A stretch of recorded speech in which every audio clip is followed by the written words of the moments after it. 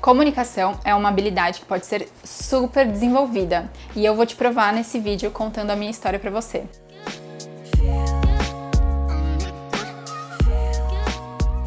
Eu sou a Thaís Albuquerque, eu sou engenheira agrônoma e empreendo no setor. E eu tenho esse canal como um local de troca dos meus aprendizados com vocês. Então, se vocês se interessam por esse tipo de conteúdo, já se inscreve aqui no canal que eu tenho vídeo novo toda semana. Bom, mas vamos à história. Tem pessoas que nascem com o dom da comunicação e definitivamente eu não me incluía nesse grupo. E até uns anos atrás, a comunicação ela era uma questão para mim. E eu associo isso a 3 grandes fatores. O primeiro é a minha criação, o segundo é o ambiente em que eu estava inserida e o terceiro são as crenças que eu tinha sobre esse assunto. Então, por isso, antes de eu começar de fato essa história, eu já quero te deixar o meu grande primeiro conselho, que é: busque autoconhecimento e estude sobre comportamento humano, porque isso vai ser o pontapé inicial para você começar o desenvolvimento das suas habilidades, incluindo a de se relacionar e de se expor. Bom, mas agora vamos fazer da minha história uma longa história curta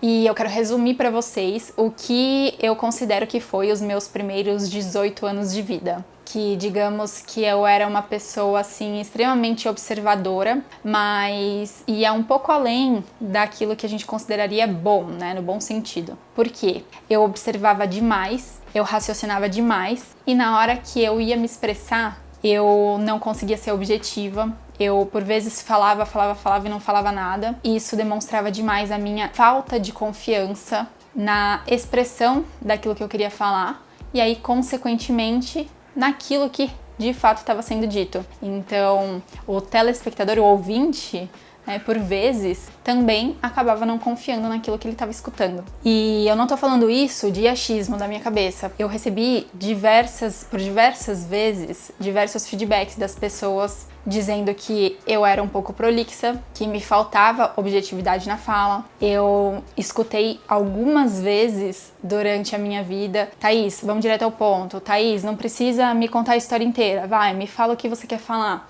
Então, foram pontos que até certo momento da minha vida me fizeram ficar resistente, porque na minha cabeça eu tinha observado tanto, eu tinha raciocinado tanto e eu tinha orquestrado tanto aquilo que eu gostaria de falar, que era quase como se eu quisesse desenhar aquilo que eu queria passar pro outro. Então eu não entendia por que o outro não estava compreendendo aquilo que eu estava falando. Isso me fazia, inclusive, entrar na defensiva. Por vezes eu ficava, além de ter a minha autoconfiança abalada, eu ficava na defensiva com relação às outras pessoas, com relação a principalmente quando era um assunto que havia divergência de opinião, quando na verdade o que eu deveria pensar é que o princípio básico da comunicação não é sobre o que você quer dizer, mas sim sobre o que o outro entende. Então, se eu tivesse desde o início, desde lá de trás, compreendido isso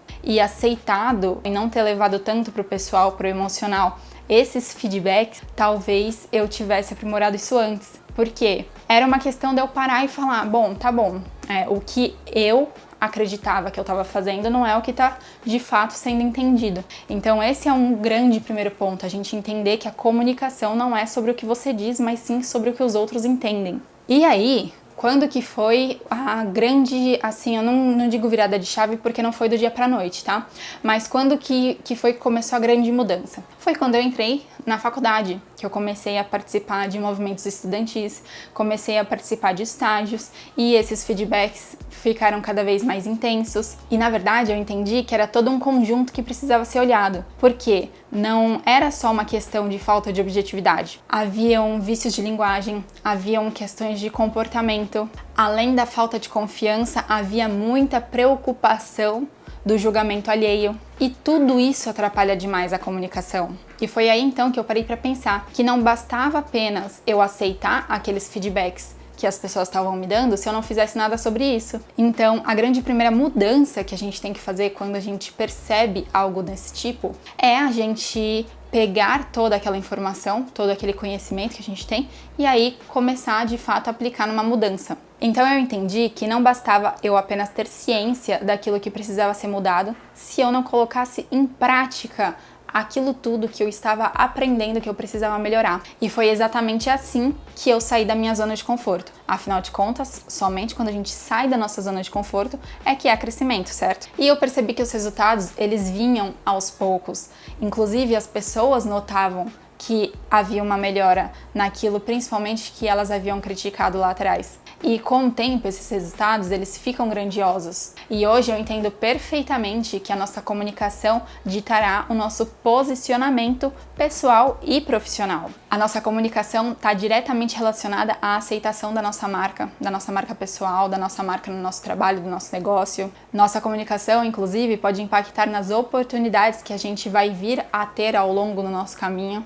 E, claro, consequentemente, impactar no nosso sucesso como um todo. E hoje eu sei também que a comunicação é somente 10% com relação às palavras que a gente diz, com relação àquilo que a gente fala. Porque a maior parte da comunicação está, na verdade, atrelada à entonação que a gente usa, à nossa linguagem corporal, ao visual que a gente tem com relação à mensagem que a gente quer passar. Portanto, há um conjunto inteiro a ser trabalhado quando o assunto é comunicação. E um grande aprendizado que eu tive com tudo isso é: quanto mais robusto a gente tenta ser, mais complexo a gente fica de ser entendido. Então, aqui eu quero finalizar esse vídeo com 4 passos que eu empreguei na minha vida para melhorar a minha comunicação ao longo desses anos e que com certeza você pode usar aí na sua vida também. Porque explorar a minha comunicação me fez ser mais vista e mais lembrada, me fez ser gerente em apenas 3 anos de formada,